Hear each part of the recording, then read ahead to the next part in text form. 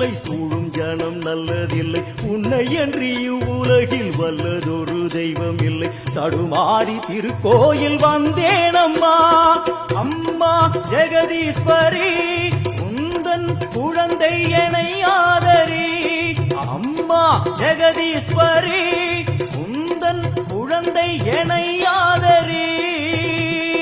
நீ வந்து தாயாக என்னை தாங்கணும், உன் மடி மீது தலை வைத்து நான் ஏங்கணும். சலனங்கள் இல்லாமல் மனம் தூங்கணும், மனம் தூங்கணும், மனம் தூங்கணும். எங்களுக்கு குறையும் உண்டு, அதனை நான் அழுது சொல்லலாமா?